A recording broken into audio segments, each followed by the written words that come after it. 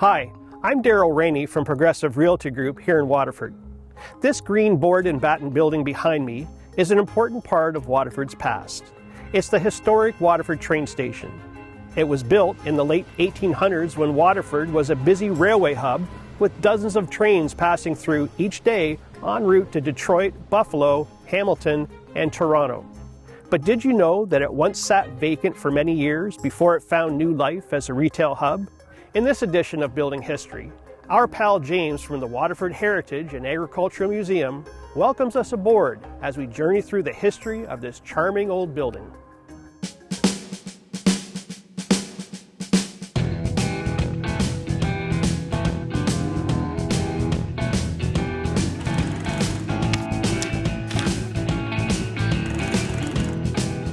Waterford has a pretty unique position geographically.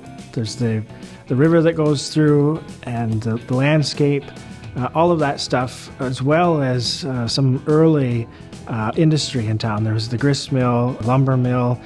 You had the beginnings of what was the Greens Foundry, iron foundry, which in short order became known worldwide for its Royal Royce Reaper. The railroad coming to Waterford in 1873 was a huge bonus, and of course town council, public definitely wanted that to happen because that meant many positive advantages for the community in that period. The train station started with the Canadian Southern, and that was a group of some smaller railroad enterprises. But by 1873, they had joined together and had lobbied the government, and eventually the government agreed for various lines to be put down all throughout the province with connector lines into the States and out west and so forth. So construction for the Waterford's train station began in 1873. Completed in pretty short order, and that was the start of what became a pretty important component to Waterford's history. It was pretty much both passenger and freight right from the start. The train station itself was known as a Type 4, so it's a one-story longer station. Some of the other stations in Norfolk County were two-story, but that was more in a rural area like St. Williams, Port Rowan. But Type 4 Canadian Southern was what was required in Waterford. There's a ticket office, waiting rooms, and then a freight express waiting room as well. Of course, the railroad brought lots of different people to town. Railroad workers with the hotels on site, and there was a pretty good business district already set up for that by the time the railroad came through. But there's lots of stories that the railroad brings about the local towns kids catching bullfrogs and selling them to the chefs on the first-class trains. And of course the chefs selling them as these exquisite French frog legs. But anyway. So the architecture of the building is pretty standard for the Canadian Southern stations. I mentioned this is Type 4. There was Type 1, 2, 3, 4, 5, various levels, various components. If anybody's been to the fabulous station in Brantford, huge building, vaulted ceilings, it was a branding component expressing the railroad's grandeur and their wealth and their influence on the local area and how important the railroad was. And so Main and Alice Streets, some pretty big retail businesses, the drugstore, banks, hotels, but that's all as a result of the railroad coming through town. And by the early 1900s, specifically 1908, you have the start of the Dominion building for manufacturing the telephones. And also you have the canning building. Bowlby Brothers has moved just up the road on Nicholl Street, which of course today is Wham. In 1909, the first wings go on, and this becomes one of the largest canning factories in all of Canada. So some pretty big industry happening here in Waterford. Given the importance of that railroad line, right behind the museum, actually there were 6 lines. There were branch lines and stopping lines for packing. This part of Waterford looked a lot different than what you would see today with these beautiful trails that have been developed. But there were holding pens, the stockyards for animals. All of that stuff was happening along the water and at the end of Alice Street and up Nicholl. But one of the things that was required was water troughs for the locomotives to come through.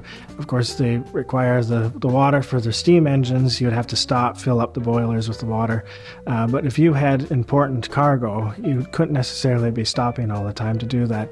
So they had developed a water pan system, which was just the other side of what we now have the overpass bridge on Main Street. And that was when the trains would be flying through. They'd be literally on the fly, and they would have scoops that would come down and collect the water through those pans as they were barreling through Waterford. So they'd get their intake of water and not have to stop. And that was particularly important for the freight trains that were packed with ice and all of the meat from the city, Hamilton, further on Toronto, that were going into the States. So that was a pretty important part of Waterford's railroad system. You can't get away with not telling the story of the Donnellys and their connection to the train station. So Michael Donnelly, he was a railroad man. He was in Waterford, working on the railroad, was overnighting at the Slat Hotel, ends up getting into a barroom brawl over whose dog was better, and is stabbed in the groins. And unfortunately, Dr. Duncombe, who was one of the local physicians, couldn't save him, so he bled out on the bar room floor. And one of the stories that comes out of that is the entire Donnelly family descends by train to the Waterford train station to collect Michael's body. And it's said that as soon as the train pulled up to the station, the clouds turned black, and there was this ominous feeling within town. So kind of, whether that actually happened or not, who knows, but it sounds good. So by 1916, you had the arrival of the LENN, the Lake Erie and Northern Railroad, which went the opposite direction. It started in Galt and ended in Port Dover. So there was a second station in Waterford just for that line, and it was located right at the end of Nicholl Street. You pass the Legion, and it dead ends there where there's a parking lot now. So that's where that station was put up. It was there by 1916. Waterford's famous Black Bridge, that's now a beautiful lookout over the Waterford Ponds, was finished in 1916. So that line started in 1914. By 1916, it was in Waterford. But it was the electric line. It's fun to think about. Everything today is electric. It needs to be electric, all this green energy. And more than 100 years ago, we already had it. But there was a shift along the way. So that's how it goes. But in terms of the Canadian Southern lines and Waterford Station, it was pretty busy straight up until the Second World War period. And then in the 1950s, you get a definite decline in passenger travel. One of the reasons, of course, with that is the advance in the road systems and the highways and paving roads. Because when the railroad came to Waterford, modes of transportation was horse and buggy and a cutter in the winter. And you're traveling on dirt, mainly gravel roads, that were not fun at all. So getting on a train and being able to go from town to town, that's pretty luxurious in my mind.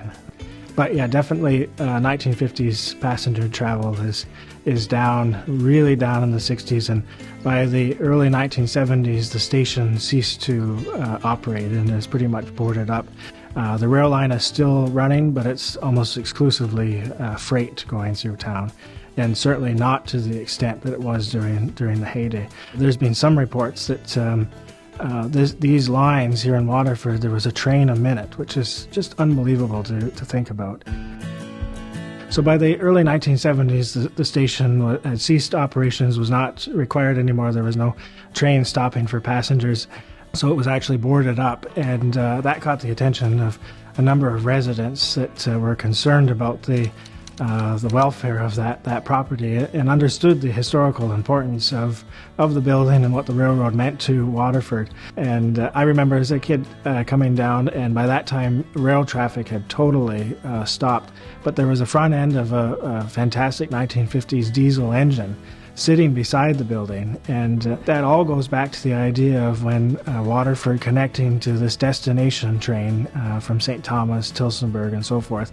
Waterford really got on board with that. There were some beautiful drawings done up of parklands created, parking space, and then the museum being incorporated into that, and the designation of other heritage components and signage and interpretive panels. But it all petered out after feasibility studies were done and all of that fun stuff. Somebody actually sat down and maybe did the numbers, and it wasn't going to work out like everybody had so hoped that it was. One of the positives that came out of it, even though the whole destination train idea ceased to exist, and it wouldn't be for another decade or so before any of the rail lines were redeveloped, but we have Waterford's heritage trail system today.